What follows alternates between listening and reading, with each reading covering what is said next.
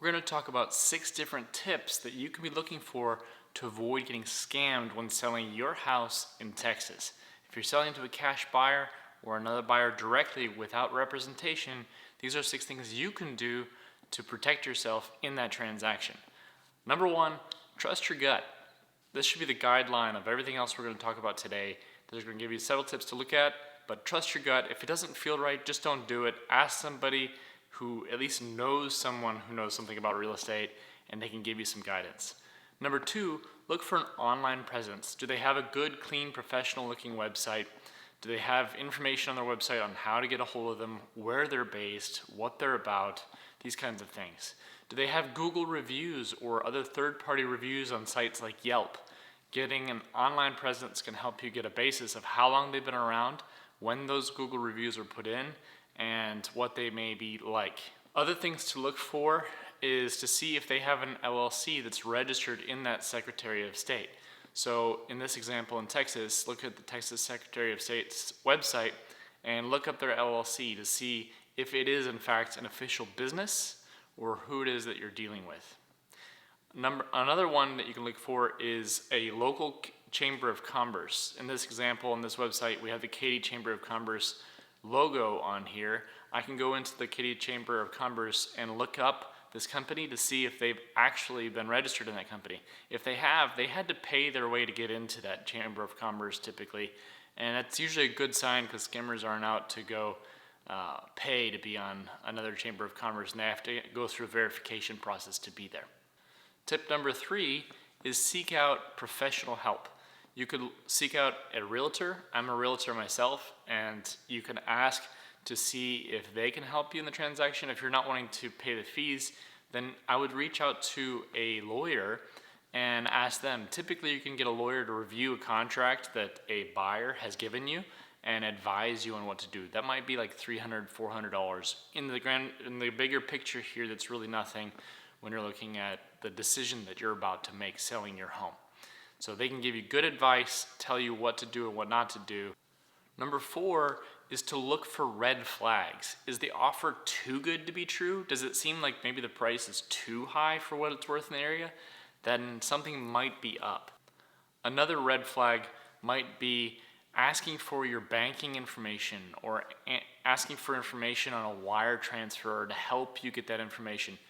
No circumstance whatsoever should a buyer be asking you for this. You should be giving that information to a title company in Texas who will handle that transaction fairly. Title company is a third-party company.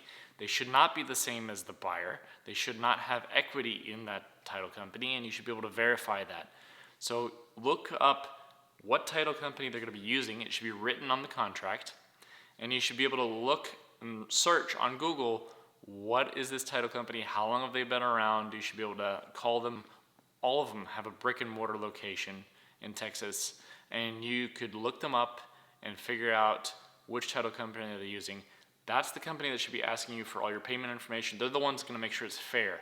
They're going to read the contract. They're going to make sure that you get your funds fairly and transact that for them. So use a title company. Don't get pawned by getting any kind of banking information directly to the buyer. Another red flag should be, are they trying to pressure you into the transaction? There shouldn't be somebody hounding you down, trying to pressure you into making a decision or sell them at a certain price. It should be really an open, fair transaction and talking you through the process the whole way. One thing to look for as well is, have you actually met somebody physically in person to talk you through the process? If it isn't a big company, some of those companies just aren't going to meet you in person. That's okay. It is what it is, maybe the Open Doors of the world. But if you're selling to a local buyer of homes, they should have somebody that goes out there and meets you in person.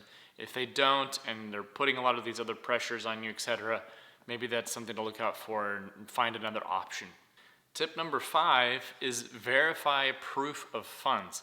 There's kind of 2 factors in here that you want to be mindful of. The first is this buyer serious, and are they going to close in the time that I need them to close, right? So they should be able to provide some sort of bank statement or a letter from a lender that shows that they're going to be able to close fast.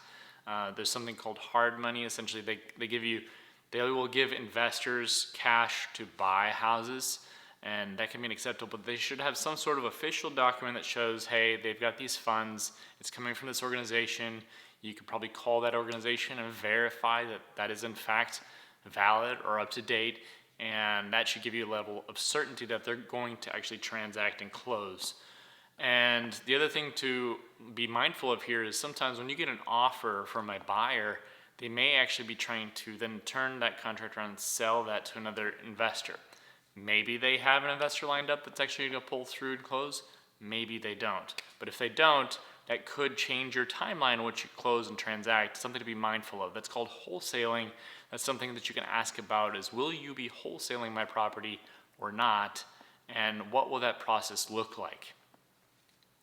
Another thing to be looking for is when you do sign that contract and now it is gone to the title company, you should be getting a receipt from that title company that they have paid their earnest money or their option fees to that title company. That receipt should show that they're serious. Hold them to that. If they don't pay it, that contract is not valid and it does not hold. That's per the state of Texas. Number 6 is this contract, your agreement between the buyer and yourself, the seller, should be in writing. Always should be in writing.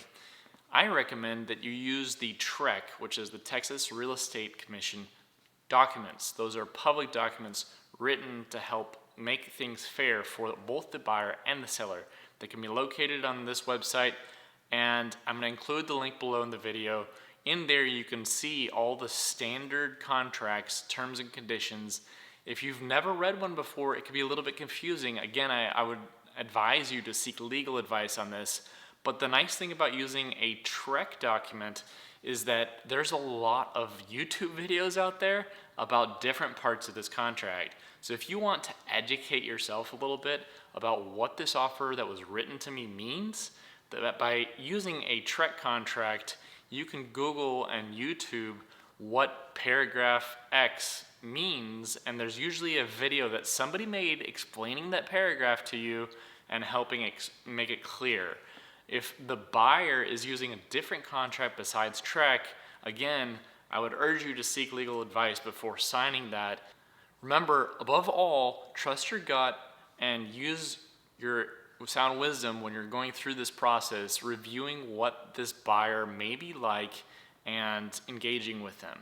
If you'd like more information, feel free to reach out to us.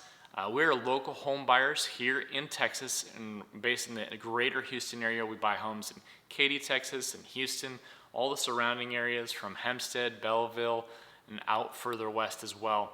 So give us a call, fill out the form on our website, and we are buying houses direct, which means we can close in as little as 7 days and provide a really seamless experience. We pride ourselves in being very clear in our communication throughout the whole process and keeping things on the up and up when we go through the process of buying our homes.